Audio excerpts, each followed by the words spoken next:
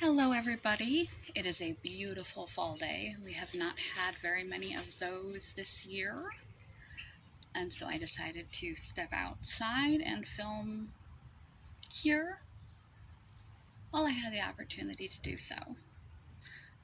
It's supposed to get cold and wet very soon, so I didn't want to miss the opportunity. Carpe diem. Part of why I do my channel from the get-go has been to destigmatize mental health. To show that people with severe disorders, even those that involve episodes of psychosis, which is a loss of touch with reality, not psycho, completely different thing, or sociopath. People that are psychotic have lost touch with reality. They have delusions or hallucinations. See, hear, touch, smell, feel things that aren't there, or have false beliefs.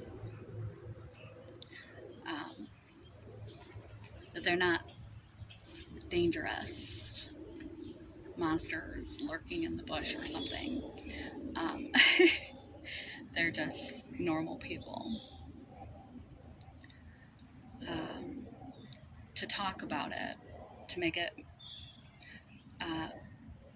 more acceptable to talk about mental illness. Less stigma, more openness, less fear, because we fear that which we don't understand, that which is different from ourselves. And as time has passed and I've acquired some physical health conditions, that has also been a growing attribute of my channel, and particularly on my Instagram, because I have found a network of people who understand invisible conditions, invisible disabilities. If you are too young, you can't be sick. If you look normal, you can't be sick. There are a lot of illnesses that aren't evident at first look at a person. And there are illnesses that are deemed medically credible. And yet, people are afraid to admit that they have that illness, even to doctors, because of the stigma built into the health system, where they view these individuals as hysterical, especially if you're a woman. And the thing about trying to find a diagnosis when it's a difficult or complicated diagnosis is your doctor will refer you to a specialist, and that specialist will refer you to another specialist. When they can't find the answer, they send you to other doctors, and eventually something shows up.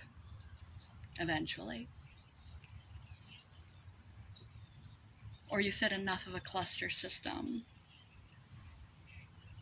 that you fall into one of these diagnostic criteria that is hotly debated and contested, like long COVID, fibromyalgia, chronic fatigue, myalgic encephalomyelitis. Myalgic encephalomyelitis was accepted as a medical diagnosis. And still, if you mention that, even to doctors, not just to lay people, you may get discredited, treated like a nutcase, treated as a problem patient, a difficult patient. And then they see the list of doctors, however many doctors it took you to try to get to the root of your problems. Long COVID, people are finding this too, along with fibromyalgia.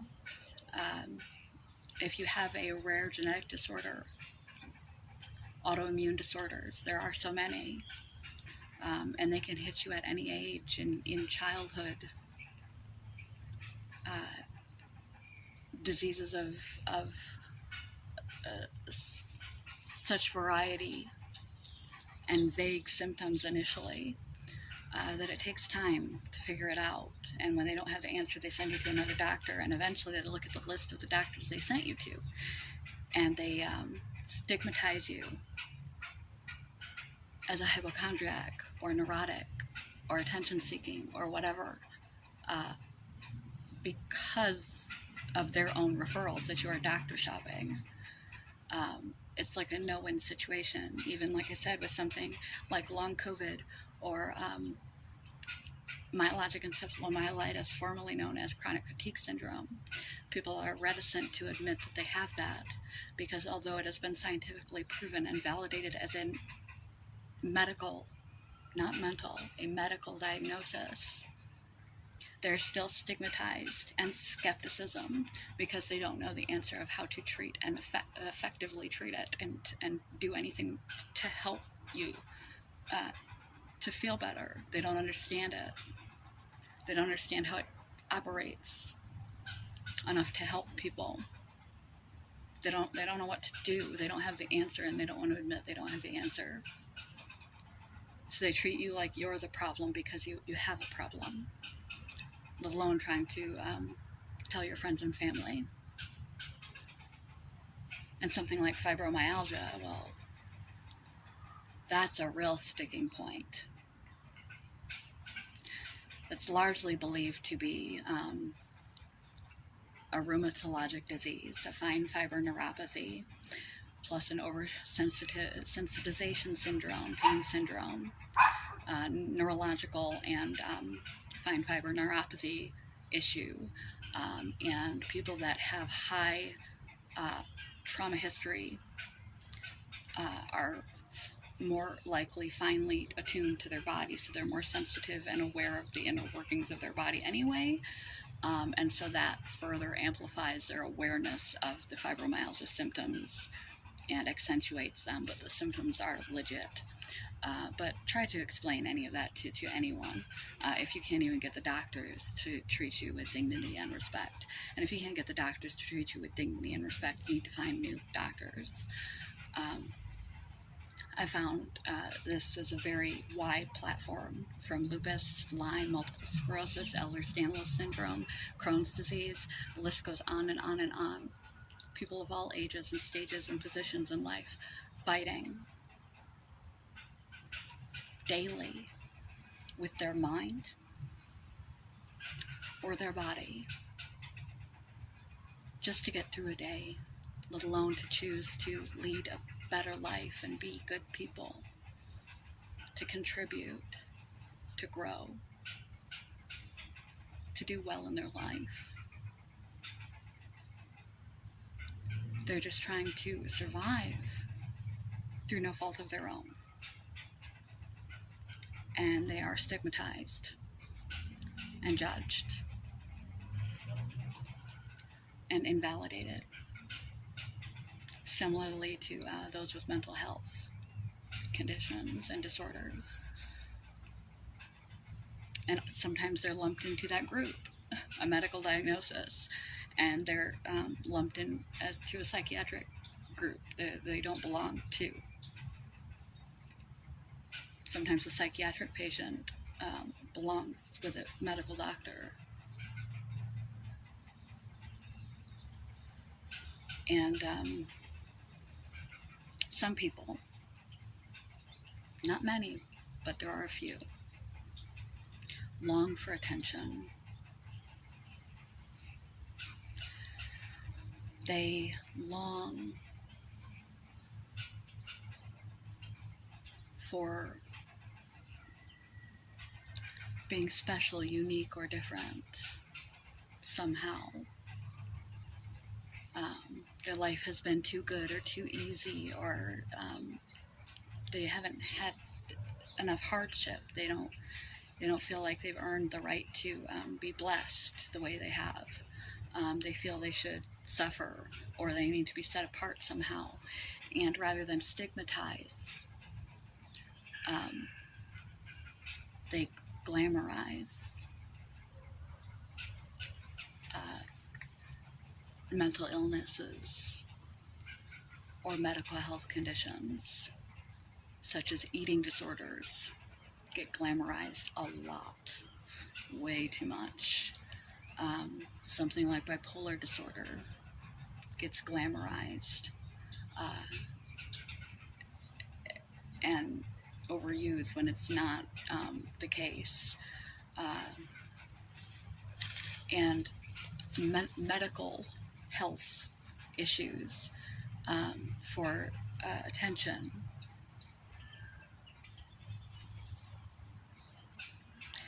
It's not fun. It's not freedom. It's very life constricting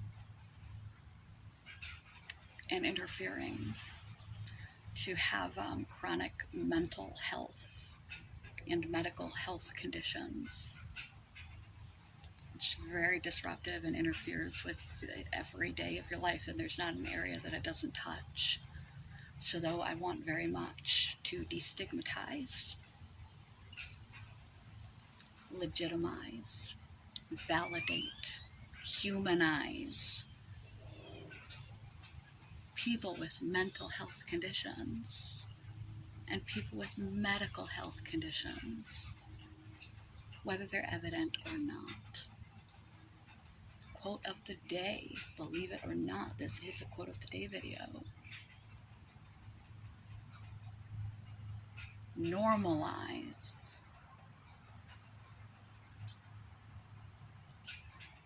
but don't idolize mental or physical health conditions. They're not fashionable. They're not fun. They don't make you an extra special or better person. They don't set you apart and make you unique.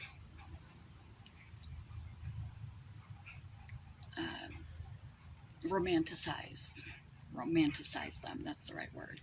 Romanticize them. They're difficult. Their journeys, their struggles. It's hard.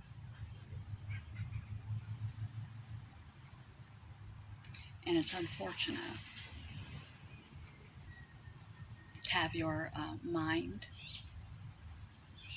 or your body hijacked from you, and to have to deal with that the rest of your life. I want to take the stigma away. I want to give people validation. No, they're not alone. Know that though they may have mental illness, they're not crazy, dangerous, weird, broken, helpless, can't lead productive and happy lives. Nor do I want people with physical conditions to feel that they are alone, invalidated, unbelieved, crazy. It's all in their head, that there's no way out, and that just because their body dictates a lot of what they can do, not to let it stop them from doing what they can do each day to have the best quality of life possible. So quote of the day one more time. Normalize, but don't romanticize mental illness or physical illness. No one wants to be sick. If you asked anyone who legitimately has these disorders, if you could give them a magic wand and take it all away, they'd snatch that from you in a heartbeat and go back to just being normal, healthy, whole, and only having to control themselves, not their hijacked mind and their hijacked body. So, educate, advocate, learn what you can, validate people, be accepting, be knowledgeable. Don't treat people with mental illness like they're weird or different or scary now somehow because you learned they have a mental illness. They are normal people, and people with mental illness, you can lead a happy, whole, successful life if you take care of yourself. You're not a freak, and you shouldn't be treated that way, and you shouldn't treat yourself that way or talk to yourself that way, as if you are. People with physical illnesses, even the ones that are not accepted or are mysterious or get stigmatized, even if you look normal,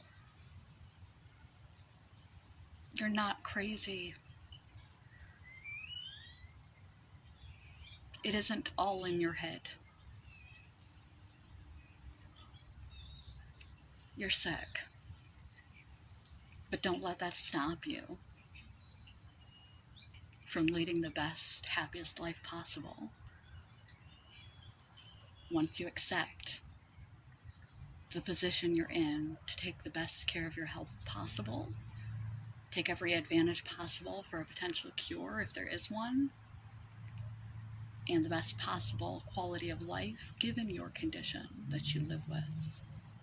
Quote, quote, quote of the day one more time, and then I'm gonna zip it.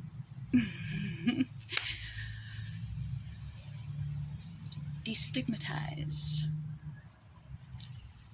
Normalize mental health and physical health conditions, no matter what they look like and what they are on the surface.